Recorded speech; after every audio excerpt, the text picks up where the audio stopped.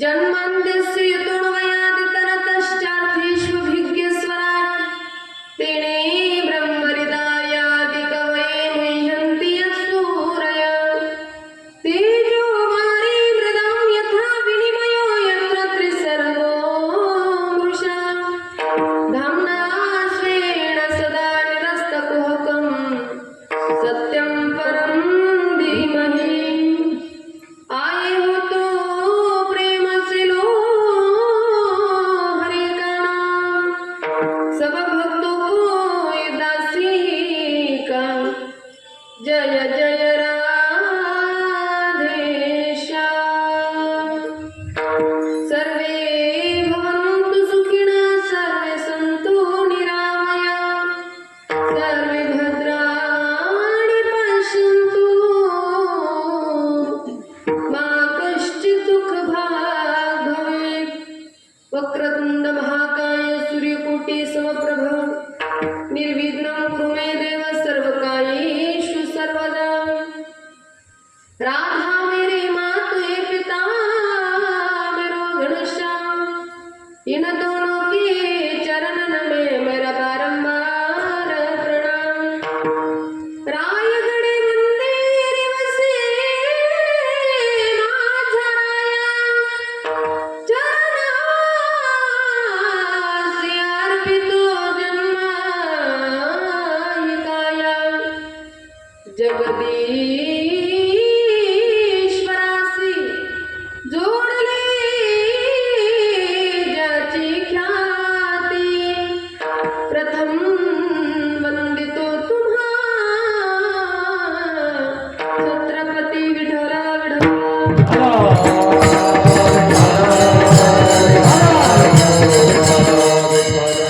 जय जय श्री राधारमण जय जय नवल किशोर जय गोपी चित्तचूर प्रभु जय जय माखन चोर भाविकाची आवडी देवा करी सेवा निज प्रीती हिंडे तया मागे पुढे नाशी कोडे सकळही प्रस्तुत प्राप्त प्रसंगी प्राप्त स्थळी प्राप्त समयी कीर्तन रूपी सेवेकरिता निवडलेला अभंग याची आवत भूतलावर जन्माला आलेल्या प्रत्येक जीवांचा उद्धार करण्यासाठी ज्यांनी अवतार घेतला देहू निवासी देहू स्थित श्रीमंत श्री जगगुरु तुकोबाराय तुकाराम महाराजांचे पट्टशिष्य वर्णानं ब्राह्मण पिंपळनेर गावचे रहिवासी निळोबाराय वारकरी संप्रदायाचं शेवटचं रत्न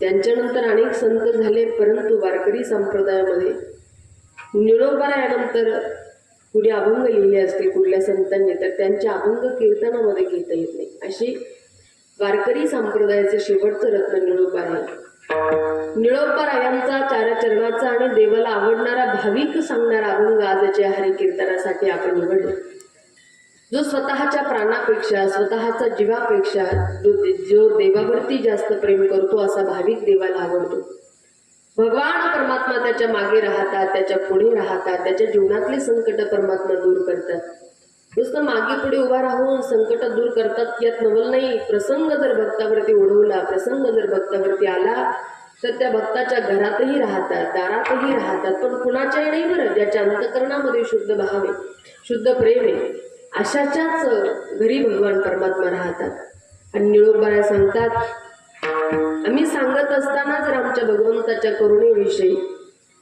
दातृत्वाविषयी जर तुम्हाला काही शंकाच येत असेल तर तुम्ही माझ्या प्रत्येक भक्ताचं चरित्र तपासा तुम्हाला निश्चितपणानं कळेल की देवाला भाविक आवडतो असा गोड अर्थाचा अभंग आजच्या हरी कीर्तनासाठी आपण निवडला तत्पूर्वी आपण या ठिकाणी उपस्थित आहात आपल्या सर्वांना ज्ञातच आहे आज या ठिकाणी भगवंताच्या कृपेने साधू संतांच्या आशीर्वादानं गणरायांच्या कृपेनं केशव महाराज गुजर यांच्या मार्गदर्शनाखाली या ठिकाणी भव्य दिव्य नामसप्ताहाचं आयोजन नियोजन या ठिकाणी होत आहे सप्ताहाचं 35वं वर्ष आहे आणि या 35व्या वर्षातली चतुर्थ दिवसाची हरी कीर्तनाची सेवा आपण माझ्यासारखी अल्पज्ञानी पामराच्या वाटेला सुपूर्द केली. आजचे जे संत पूजन आहे कैलासवासी लक्ष्मीबाई झाडे यांच्या स्मरणार्थ सौ वंदनाबाई वसंतराव खैरे संचालक सोसायटी. खरं तर या माऊलींकडे आमच्या आज यजमान पद आहे, संत पूजनाची सेवा आहे. आणि तुमचे ग्रामस्थ मंडळी, माझा वैयक्तिक काय कुणाशी परिचय नाही, परंतु आमचे कापडे काका खूप दिवसापासून आम्ही संपर्कामध्ये आहोत. त्यांच्या आईच्या वेळेला वर्षश्राद्धाची हरिकीर्तनाची सेवा माझी झाली होती आणि त्यामुळे हा जो परिवार आहे त्यावेळेला त्यांनी सेवा माझी श्रवण केली आणि जवळपास आमचं हे पारमार्थिक ऋणानुबंध, पारमार्थिक संबंध बरेच दिवसाचे आहे. काकाश्री नेहमी आता आश्रमावरती जाणं येणं, आश्रमावरती पंक्ती देणं, खूप मोठी सेवा आमचे कापडे काका करतात आणि नेहमी कार्यक्रमाच्या माध्यमातून त्यांच्या घरी माझं जाणं येणं असतं. परंतु आज आग्रहानं पुनश्च काका म्हटले, ताई आमच्या बहीणबाईच्या घरी हा जो कार्यक्रम आहे, मतलब गावचा जो सप्ताह आहे, तुमची सेवा त्या ठिकाणी व्हावी अशी परिवाराची इच्छा आहे. त्यामुळं काकांनी ही सेवा माझ्याकडे सुपूर्द केली, परिवारानं सुपूर्द केली. आजच्या हरिकीर्तनासाठी आपण सर्व परिसरातील या गावातील वारकरी आपण उपस्थित आहात.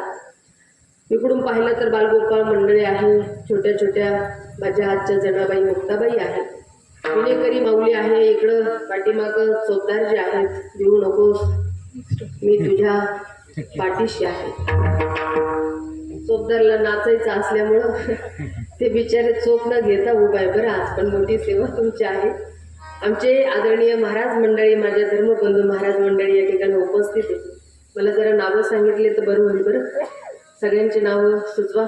आदरणीय ज्यांनी पहिली चाल राहिली, आमचे मामाश्री, त्यांनी इंगळे परिवारामध्ये माझी वर्षश्राद्धाची सेवा घेतली होती 2-4 वर्षापूर्वी.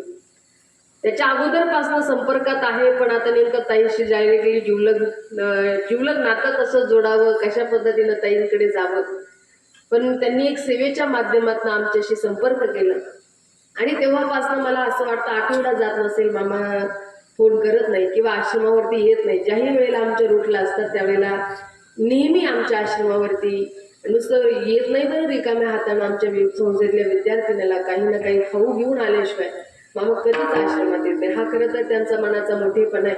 नाहीतर आजकाल लोकांकडे पैसा नाही असं नाही, खूप पैसा आहे, पण तो कुठं खर्च करावा, कुठं दानधर्म करावा हे सगळ्यांनाच कळतं असं मात्र नाही. पण खूप त्यांचं मोठं मन आहे आमच्या आश्रमाप्रती, खूप मोठी सेवा.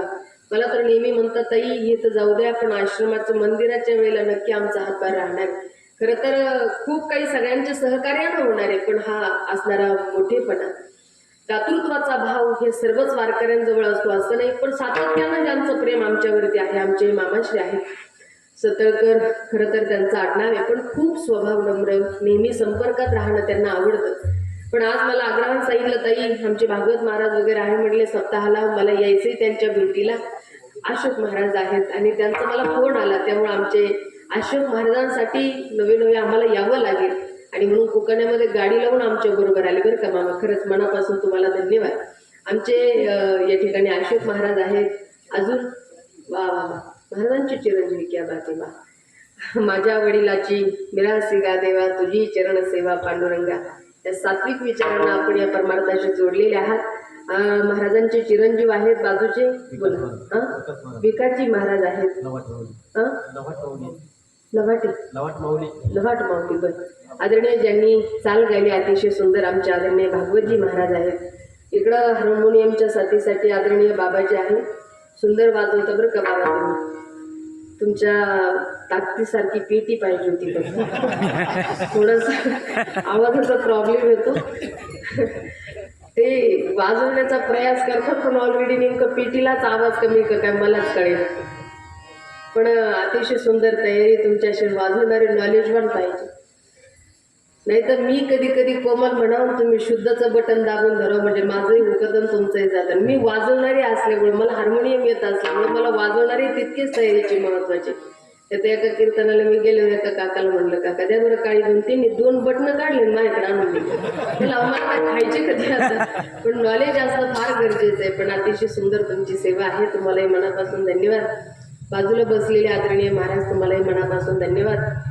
इकडं मृदुंगाच्या क्षेत्रामध्ये ज्यांचं नाव आहे आणि अतिशय सुंदर ज्यांची मृदुंगाची तयारी, मृदुंग वाजवणं काय, कसा वाजवला पाहिजे, वाजवण्याची तयारी काय, मला असं वाटतं 2 तासानंच त्यांची परीक्षा होईल असं मात्र अजिबात नाही. अगदी भात शिजल्यानंतर त्याला पूर्णतः हात खालपर्यंत घालण्याची अजिबात गरज नाही. एका शेतावरनं भाताची परीक्षा होते. अगदी त्यांनी थाप टाकावी की त्यांच्या वाजवण्याची परीक्षा व्हावी, एवढं गोड ज्यांचं वाजवलंय खरं तर अतिशय सुंदर. सर्वांना मी मनापासून आदरणीय महाराजांनाही धन्यवाद देते, सर्वांना धन्यवाद देते. कोणतं चॅनल आहे का आपलं? वैष्णव कीर्तन. वैष्णव कीर्तनकार. वा, याच्यावरतीच करता का नेहमी शूटिंग? वैष्णव कीर्तनकार या ठिकाणी चॅनल आहे. दादा तुम्हालाही मनापासून धन्यवाद. यानंतर तुम्ही कधीतरी कीर्तन इथलं बघायचं असेल तर युट्यूबच्या माध्यमातून आपण बघू शकणार. या ठिकाणी दादाश्री आहे, तुम्हालाही धन्यवाद. आपण समस्त वारकरी या ठिकाणी उपस्थित आहात आणि समस्त वारकऱ्यांच्या उपस्थितीमध्ये गावातले मंडळी एकत्र येत आहेत, आयोजक, आणि एवढा सुंदर नामसप्ताह घडू घालतायत. ज्या आयोजकांनी या नामसप्ताहाचं आयोजन केलं, कार्यकर्ते पुढे होऊन खरं तर काम करून ही सेवा करतायत, एकदा त्या मंडळीसाठी, आयोजक मंडळीसाठी एकदा जोरदार टाळ्या वाजवून त्यांचं अभिनंदन करा. अशीच नामसप्ताहाची सेवा आपल्या वारकऱ्याकडून घडवून मी माऊलींच्या चरणी, भगवंताच्या चरणी, गणरायांच्या चरणी प्रार्थना करते. खरं तर आव्हाडेकर तुम्ही मंडळी भाग्यवान आहात बरं. भगवान शिव पार्वतीचा असणारा पुत्र गणेशजी आणि गणपती बाप्पाचं इथं आगमन. मला असं वाटतं कोणतंही कार्य जर करायचं असेल, अग्रपूजेचा मान गणपती बाप्पांना देण्यात आलेला आहे. अरे तमाशावाले रसिक तमाशा जरी करत असेल पण सगळ्यात पहिल्यांदा त्यांना काय म्हणावं लागतं? तुम्ही जरा फ्रेश बसा बरं, हो नाही काहीतरी बोलत चला. जणू काय सगळ्याच महाराष्ट्राचा ओला सुखात दुष्काळ तुमच्यावरती पडला असं काय माझ्या कीर्तनाला बसू नका. आणि माझ्या 10व्याला आल्यासारखं तर अजिबातच माझ्याकडे पाहू नका. अगदी प्रसन्न बसा, एवढं प्रसन्न बसा ना, तुमच्याकडे पाहून तासभर तरी मला चला बरं कीर्तन करावं वाटेल, एवढं प्रसन्न बसा. तमाशावाले मंडळी तमाशा सुरू करतात पण अगोदर काय म्हणतात? गण. माऊली ज्ञानोबरांनी ज्ञानेश्वरी लिहिली, परंतु ज्ञानेश्वरी लिहित असताना ओम नमो ज्याद्या वेद प्रतिपाद्या जय जय सौम्यद्या आत्मरूपा देवा तुझी गणेशू सकला तमती प्रकाशू म्हणे निवृत्तीदास अवधारी तुझी. म्हणजे सगळ्यात पहिल्यांदा गणरायाला वंदन केलं. आणि म्हणून तर गणपती बाप्पाकडे पाहिल्यानंतर आजही म्हटलं जातं की तूच सुख करता, तूच दुःख हरता,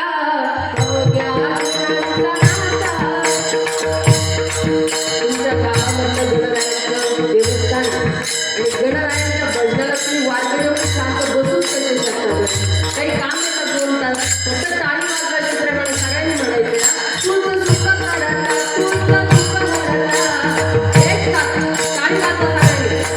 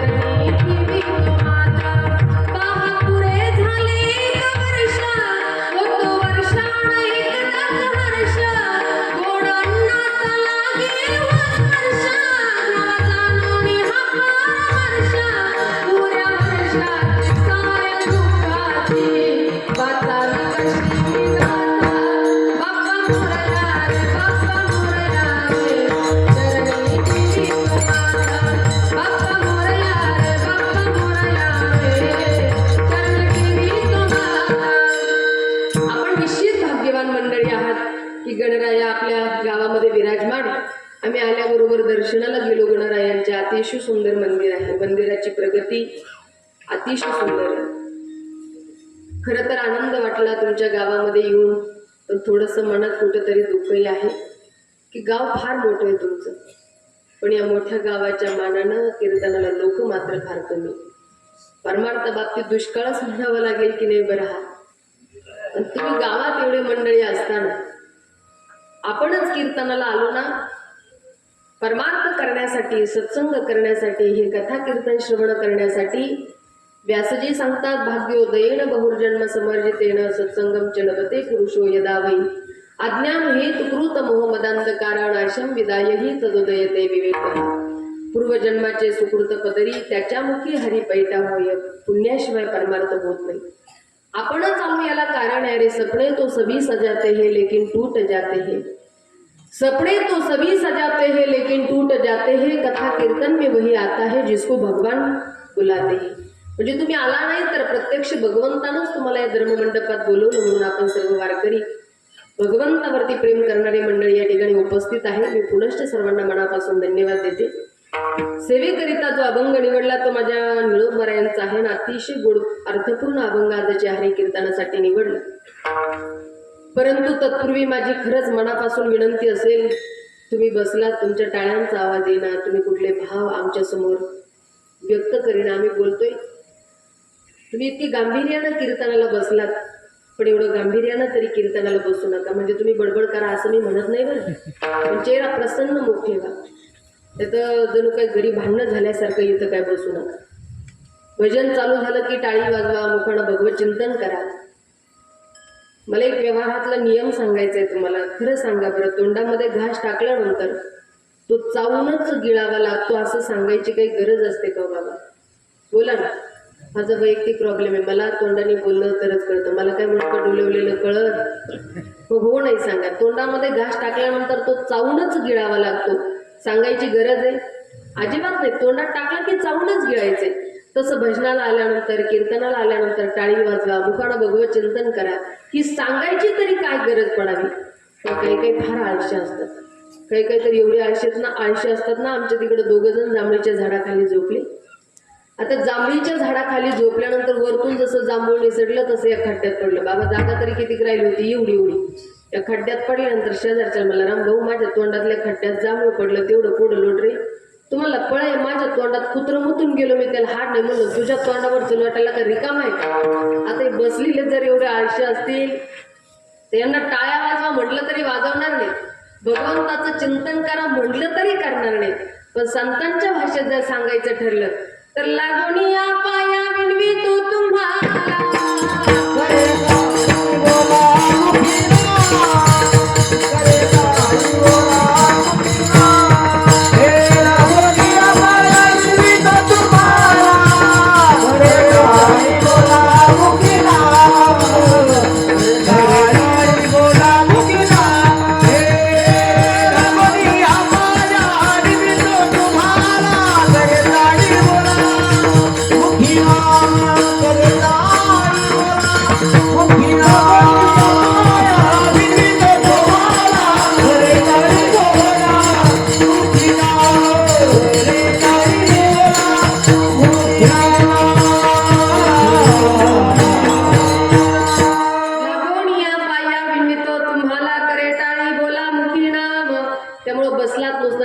बसू नका. एकच तासभर तुम्हाला काम आहे. हातानं टाळी, प्रेमानं मुखानं नामचिंतन करत चला.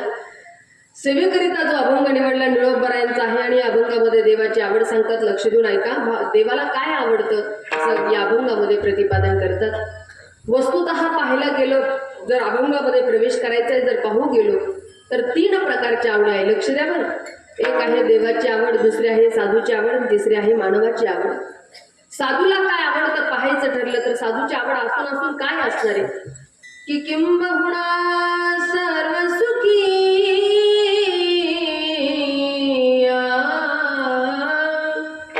पूर्ण होणी तिन्ही लोकी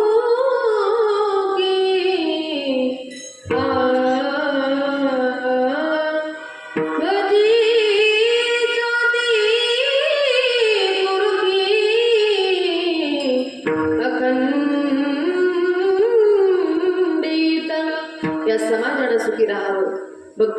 रसामध्ये रंगावं, परमार्थ करावं ही साधूची आवड आहे. मानवाला काय आवडतं? मानवाच्या आवडी कथा कीर्तना सांगण्यासारखी अजिबात नाही, कारण मानवाचा जो जन्म आहे तस्य जन्म निरर्थक हा. याच्या आवडी कथा कीर्तना सांगून ना कुणाचा उद्धार झाला ना होणार आहे. पण आता विषय आला म्हणून पाहू शकतो काय आवडतं मानवाला. एकदा एका माऊलीला मी म्हणलं, माऊली काय आवडतो तुम्हाला? ते माझ्याकडे पाहिलं, मला म्हणे ताई मला कीर्तन फार आवडतं. कीर्तन म्हणलं, कीर्तन तो मला हो म्हणलं, पण कीर्तनातलं नेमकं काय आवडतं? मला कीर्तनातली मला विठो बरोबर माहीत फार आवडते होती. म्हणलं का बरं? मला तिथून पुढं 10 मिनिटात कीर्तन संपतं म्हणून मला विठो बरोबर आवडते. मला पण विठो बरोबर पेक्षा जास्त मला मग ज्ञानेश्वर माऊली तर लय आवडते हो. म्हणलं का बरं? मला तिथून पुढं 2च मिनिटात कीर्तन संपतं. म्हणजे कुणाच्या काय आवडी, कुणाच्या काय आवडी. पण मानवाची आवड जर पाहायचं ठरलं तर माऊली वर्णन करतात की जगसूर्यास्पद ते का सार्वभौम पद न मरणे निर्विवाद जगा पडिये. माऊली सांगतात मानवाला अपेक्षा आहे मी सत्तावान असावं, मी संपत्तीवान असावं. प्रत्येकाला अपेक्षा मी गावचा सदस्य असावा, सरपंच असावा, आमदार असावा, खासदार. पद भेटत नसेल प्रश्न सोडून द्या, पण अपेक्षा प्रत्येकाला आहे. बरं ही आवड नसेल मानवाला तर एक दुसरी आवड आहे. इथं आलेल्यापैकी असं वाटतं का हो कुणाला आपण जावं? तुम्ही बोला ना, काही नाराज आहे का तुम्ही? मग बोला ना, काहीतरी हो नाही माझ्याशी बोला ना. इथं आलेल्यापैकी असं वाटतं का कोणी आपल्याला जावं म्हणून, म्हणजे आपल्या घरी बंगल्यावर झोपायला नाही? बरं आलेल्यापैकी मरावं कुणाला वाटतं का? मरावं वाटतं का? मरावं वाटत नाही, पण मरावं लागतं. याचं कारण की देह जाणार जाणार त्याची काळोबा खाणार, देह जाणार जाणार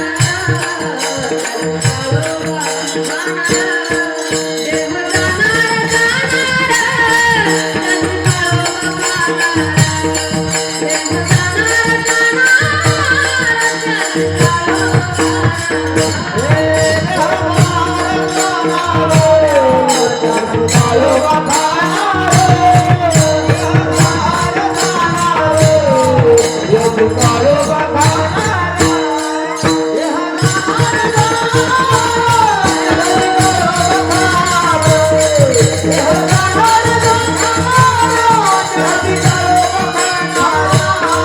देह जाणार जाणार त्याची काळोबा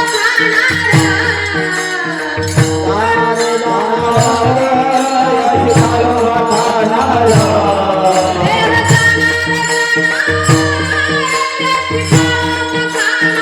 देह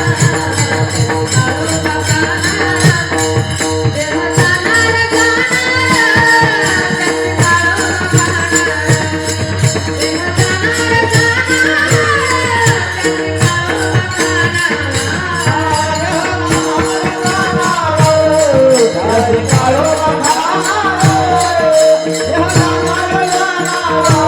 जाणार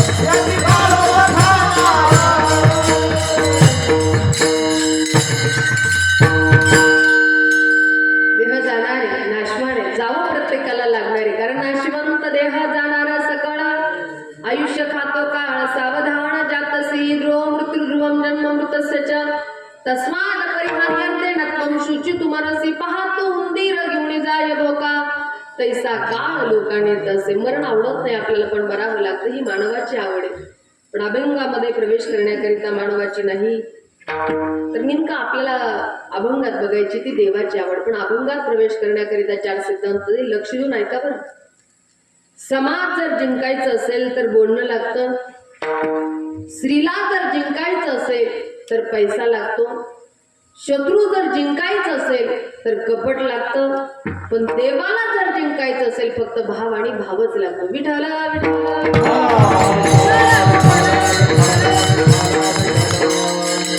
स्त्रीला जर जिंकायचं असेल धनवंत पुरुषाची स्त्री लवट व करी कैसी. तिला धनाची गरज, म्हणून स्त्रीला जिंकायचं असेल तर पैसा लागतो. शत्रू जिंकायचं तर कपट लागतं. अगदी 2 मिनिटात मी तुम्हाला उदाहरण सांगून देईल. लक्ष द्या, लक्ष दिलं तर तुम्हाला कळेल बरं. शत्रू जिंकायचा कपट लागतं किती. कौरव पांडवांचं ज्या वेळेला महाभारती युद्ध झालं की यदा मृदे कौरवसू जयाना वीरेश्वथो वीरगतिं गतेषु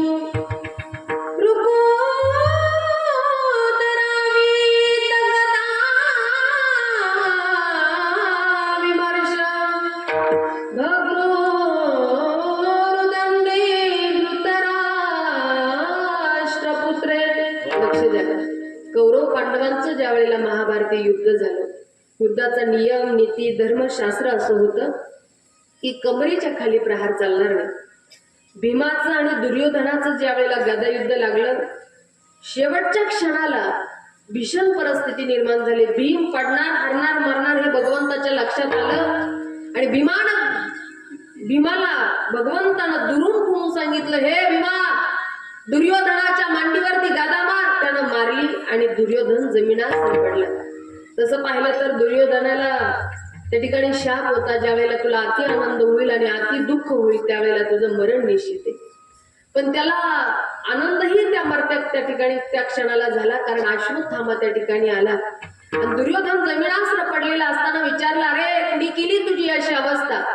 मी मरणार आहे, मी पडलोय, मला त्या ठिकाणी या वेदनामध्ये मी खितपत पडलोय, याचं मला अजिबात दुःख नाही, पण माझे 99 मरावे आणि पांडवांचं एक सुद्धा मरू नये याचं मला दुःख आहे. पण लक्षात आलं की देवरा के तया मारीला कोणा न मुडे काटा हिंदतावना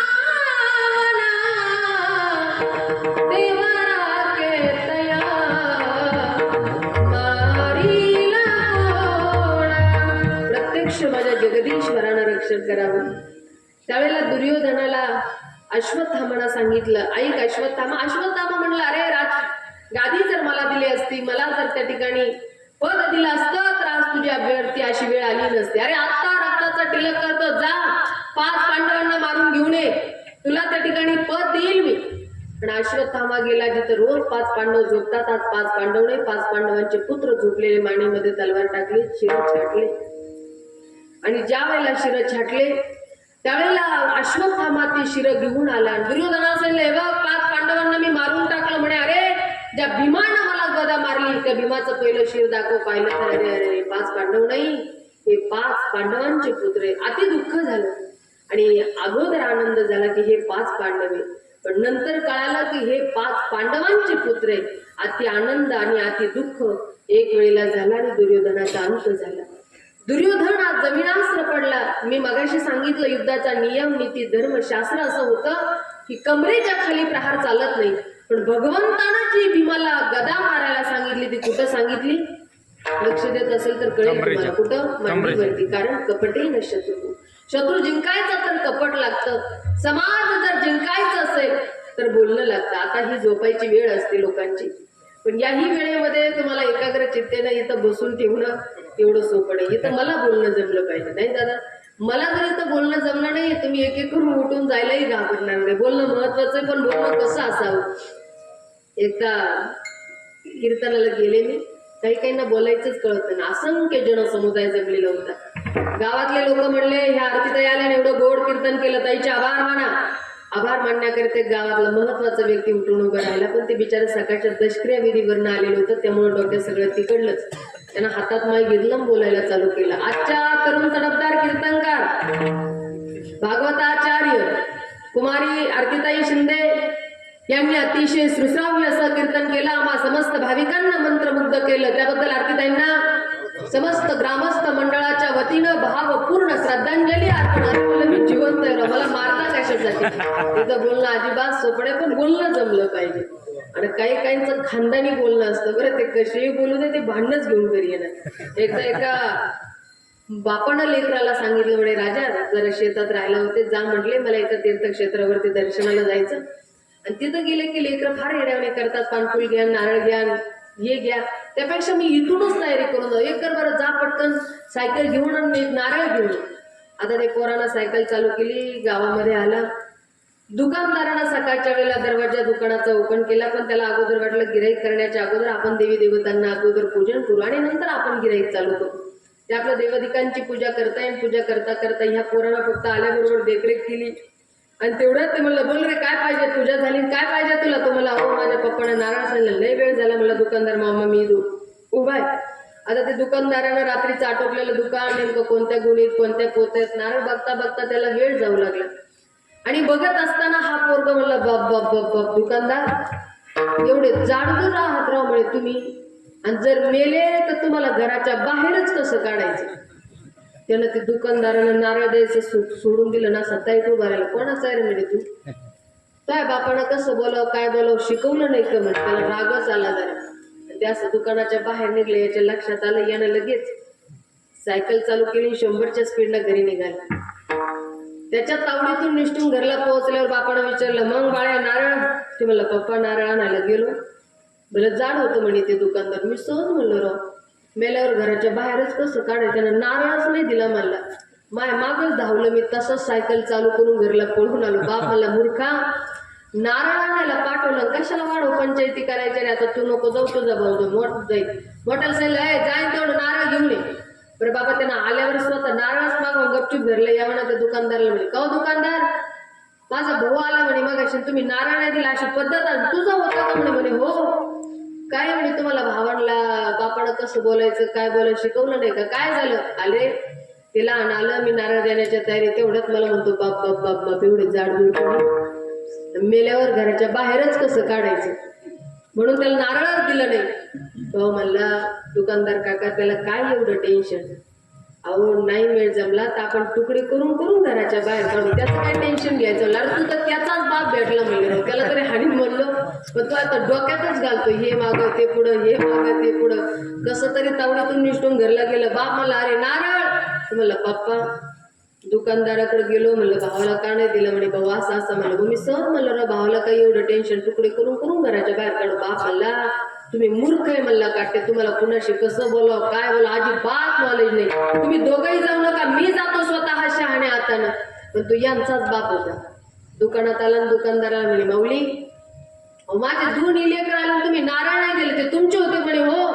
तुम्ही लेकरायला कुणाशी कसं बोलावं काय बोलावं शिकवायचं जरा. काय झालं? आणि इथं आला नारळ द्या, लहान आला नारळ देण्यात तयारी. तेवढ्यात मला म्हणतो, बाप बाप एवढे जाडजूड तुम्ही, मेल्यावर घराच्या बाहेरच कसं काढायचं? म्हणून त्याला दिलं नाही. मोठा आला, मोठा म्हणला, का भावाला का दिलं नाही?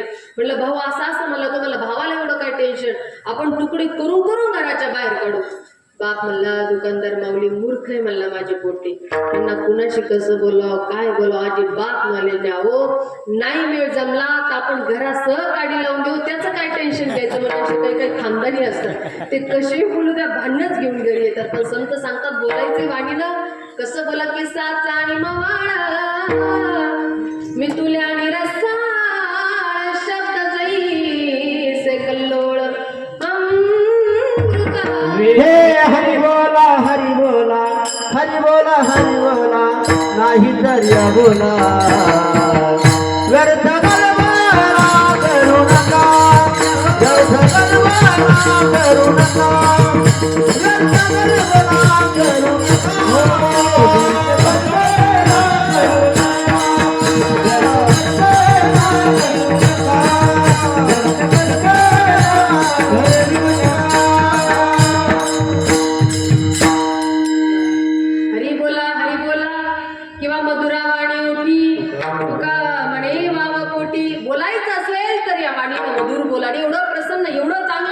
वेचिते वचना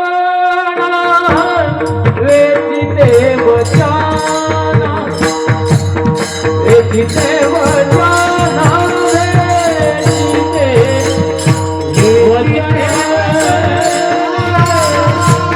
वेचिते वचना वेचिते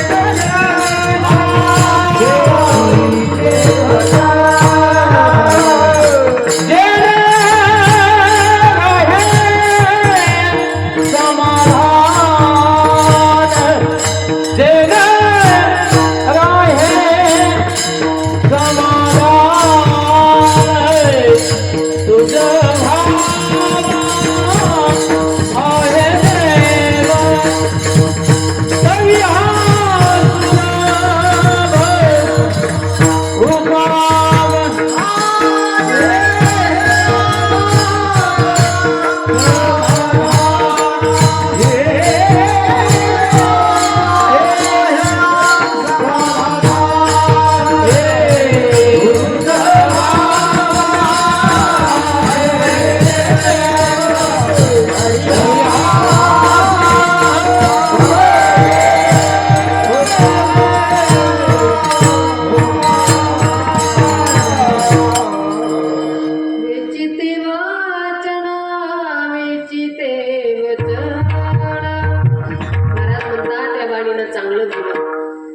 ऐसी संत तर सांगतात ऐसी वाणी बोलिये मन का आप होय औरण को शीतल करे आपही शीतल होय. एवढं प्रसन्नतेनं बोलावं, एवढं चांगलं बोलावं की आपल्या बोलण्यानं समोरच्याला आनंद वाटेल, प्रसन्नता वाटेल, एवढं गोड बोला.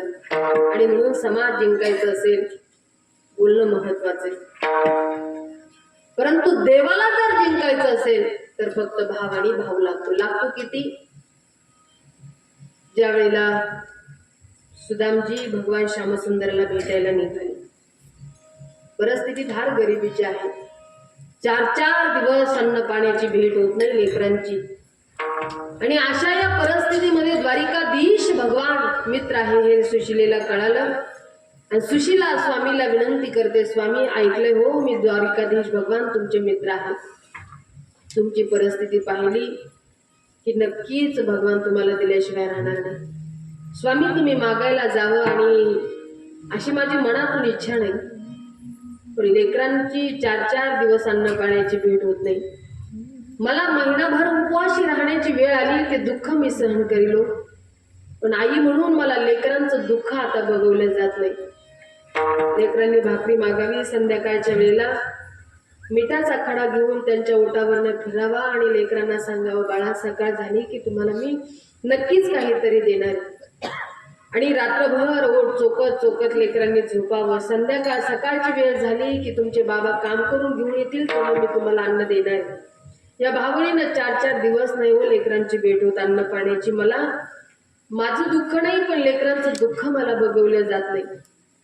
त्यावेळेला सुदामजी म्हणतात, सुशिला तुझी इच्छा असेल मी जगदीश्वराकडे जावं, पण मित्राच्या घरी, आई वडिलांच्या घरी, साधूच्या घरी कधी रिकाम्या हातानं जायचं नसतं बरं.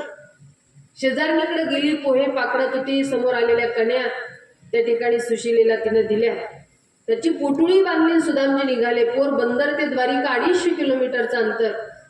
परंतु अंगावरून कपडा नाही, पायात चप्पल नाही, शरीर त्या ठिकाणी क्रश झालेले. अशा या परिस्थितीमध्ये सुदामजी निघाले. पण देव भक्तावरती प्रेम किती करतो.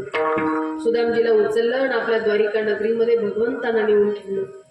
काल निघालेले सुदामजी पण जणू काही 6 महिन्याचा हा प्रवास करताय की काय अशी त्यांची अवस्था त्यांना करून दाखवली. आणि सुदामजीला असं वाटलं मी सायास प्रयासानं आता या द्वारिके नगरीत पोहोचलो. डोळे उघडून पाहिलं, एकदाचा माझा प्रवास आज संपलेला आहे. आणि दिसेल त्याला विचारतात, अहो कुठे राहतो तो कृष्ण? लोक म्हणले, हो कृष्ण कुणाला म्हणतात? द्वारिकाधीश म्हणा. सामोरे गेले, सांगा ना द्वारिकाधीश कुठे राहतात? समोर जो महाल आहे तिथं द्वारिकाधीश भगवान राहतात. सुदामजी चालत गेले, तिथं द्वारपाल उभा आहे.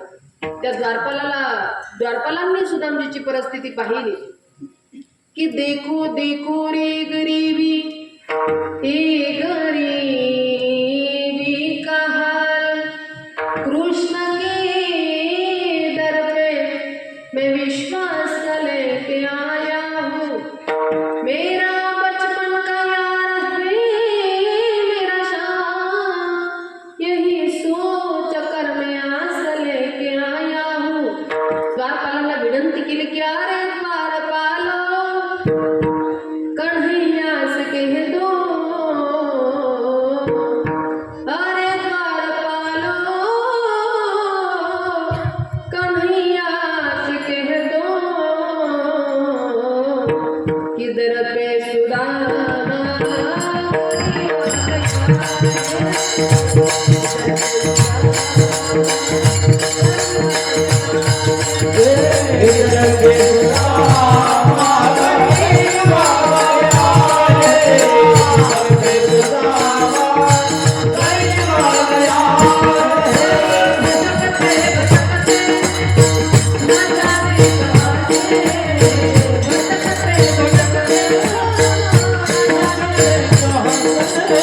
तुम्हारे महल से करीब आ गया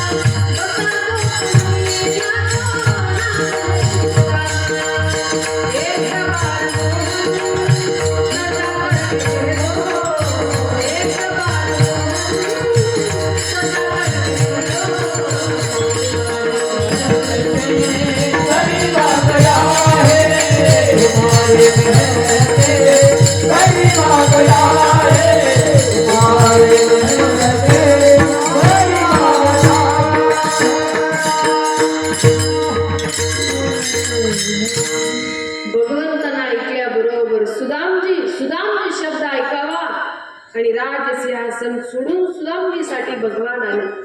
धावत परत सुदामजी पर्यंत पोहोचले. सुदामजीने मिठी मारली, हाताला धरून घेऊन आले, स्वतःच्या सिंहासनावर भगवंताने बसवलं. सुदामजीच्या चरणाजवळ भगवान बसले आणि नुसते बसले नाही बरं, सुदामजीचे चरण भगवंताने धुतले. पाण्यानं नाही तर स्वतःच्या डोळ्यातले अश्रूनं. पायामध्ये काटे मोडले, ते भगवंतानं स्वतःच्या दातानं काढले. एवढं प्रेम भगवान परमात्मा भक्तावरती करतो. सुदामजीला विचारलं, सुदामजी तुम्ही मला भेटायला आलात, पण मला माहिती माझी भाभी तुम्हाला रिकाम्या हाताने पाठवणार नाही. काय दिलंय माझ्या भाभीजीने कछु भेट पटाई, भाभीजीने कछु भेट पटाई,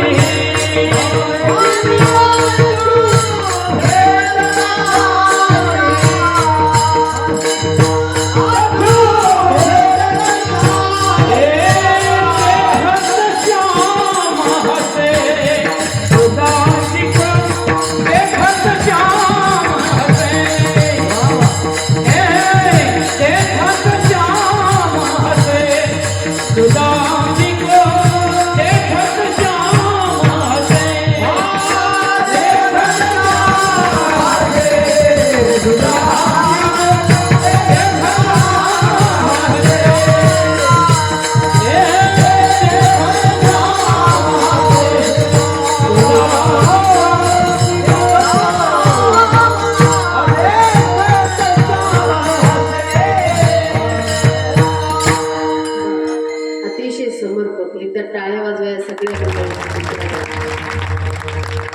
भगवंतानं पोटोळी हिसकावून घेण्याचा प्रयत्न केला. पोटोळी ओपन केली आणि त्यातले पोहे भगवंतानं खाल्ले. मला फक्त तुम्हाला भाव सांगायचा आहे. सुदामजी भगवंताला भेटायला आले, ते रिकामे आले का? बोला बोला ना, रिकामे नाही आले. इकडं भगवंतानं अगोदर मुठभर पोहे घेतले की सुदामा ब्राह्मणा दुःखित त्रिपीडीला मुष्टिभर पोहे घेऊन त्याच भेटीला गेला. शुद्ध भाव देखुनी सुनियाचा गेला.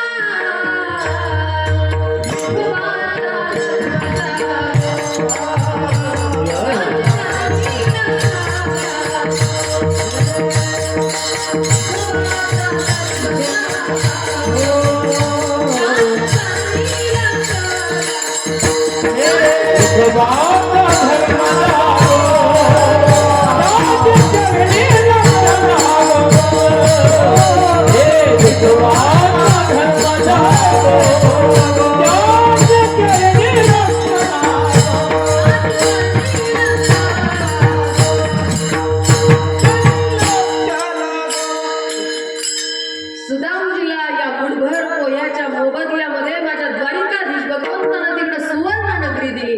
पण मी प्रश्न करते, तुम्हाला फुकट दिली का? नाही. मुष्टीभर पोहे घेऊनी त्याच भेटीला गेला. अंडरलाईन करायची बरं आपल्याला या शब्दाखाली की शुद्ध भाव देखुनी गाव सोनियाचा दिला.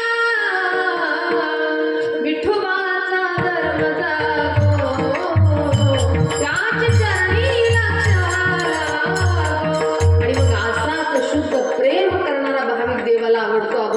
प्रथम भाविकाची आवडी देवा भाविकाची आवडी देवा हे भाविकाची आवडी भाविकाची आवडी देवा भाविकाची आवडी देवा भाविकाची आवडी देवा भाविकाची आवडी देवा हे मेरी देवानी जपे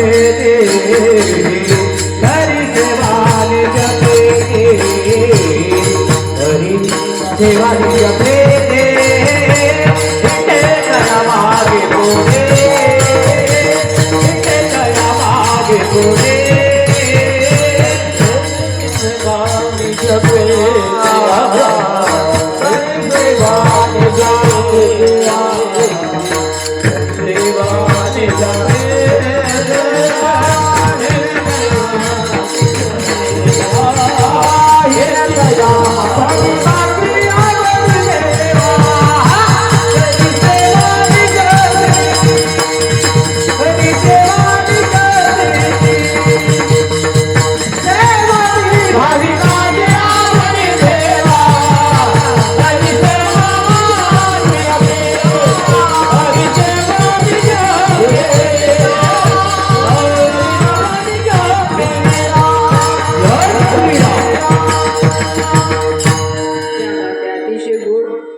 अतिशय सुंदर कीर्तन म्हणलं की साथीदारांची गरज आहे. हा कीर्तनकार कसाही असू द्या, पण हे साथीदार जर परफेक्ट असतील संपूर्ण कथा कीर्तन ओढून नेण्याची ताकद तुमच्यामध्ये. पण तुका म्हणे येते पाहिजे जातीचे बेड्या गोबळाची, तर जातीवंत वारकऱ्याची गरज आहे. नाही तर आमच्या नशिबी डिस्प्ले गेलेले, सिम कार्ड नसलेले, वायरात उठलेले, पिझ्झा उडालेले आपण एक म्हणून त्यांनी मागे तिसरंच म्हणून.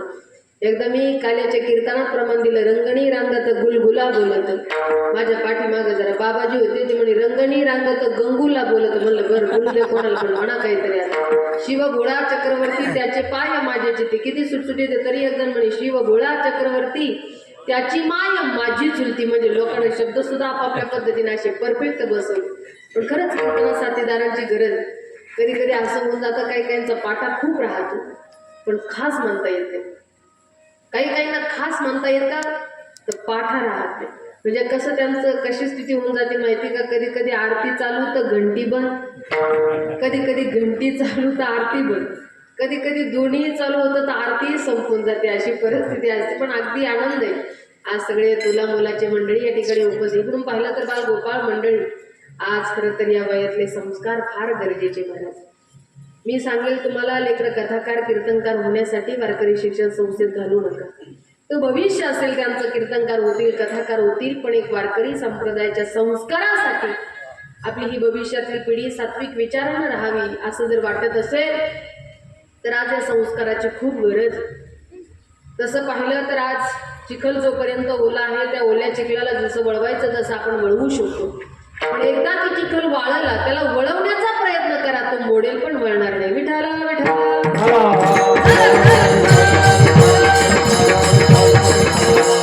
म्हणून संस्काराची जबाबदारी आई वडिलांकडे भगवंतानं दिलेली बरं. त्यामुळे योग्य संस्कार योग्य वेळेला करा.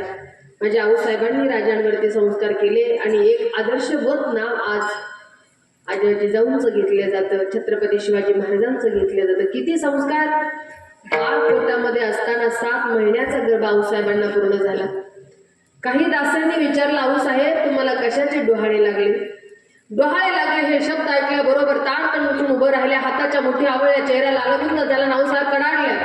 मला असं वाटतं हातामध्ये तलवार घ्यावी, घोड्यावरती टाक टाकावी आणि ज्यानं कोणी माझ्या आई बहिणींची आपली उठली त्याचं शिर धडा वेगळं करावं.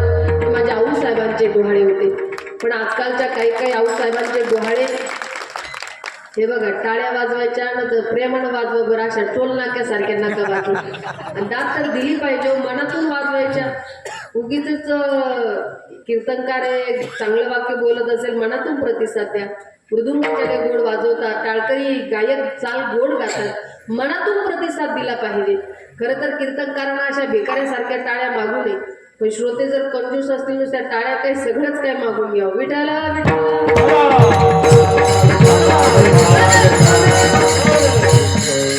आऊसाहेबांचे डोहाळे तेवढे मोलाचे होते आणि म्हणून छत्रपती छत्रपती शिवाजी महाराज यशवंत गुणवंत कीर्तिवंत प्रजाहित दक्ष बाळ जन्माला आलं. म्हटलं जातं की किंमत केली दुधाची तुझ्या आईची जागा,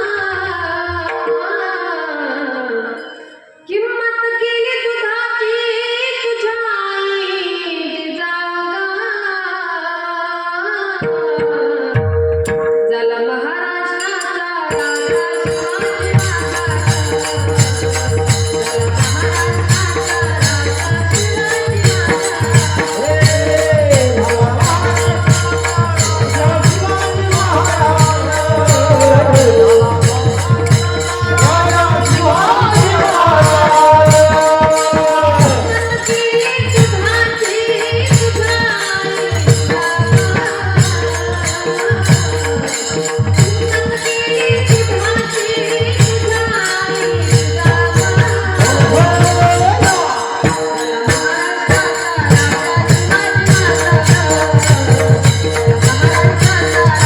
शिवाजी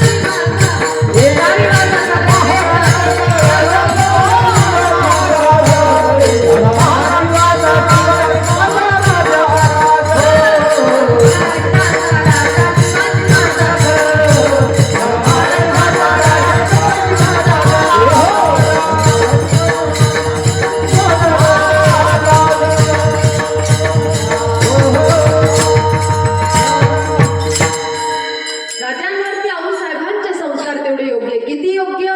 ज्यावेळेला राजे 5 वर्षाचे आणि बायांचं नाचगाणं जिथं चालू आहे तिथं जाऊन राजे उभं राहिले. कुणीतरी जाऊन आऊसाहेबांना सांगितलं, आऊसाहेब बायांचं नाचगाणं जिथं चालू आहे तिथं राजे उभा आहे. आऊसाहेबांना राग आला, चेहरा लालबुंद झाला, ताड ताड ताड ताड चालत गेल्या.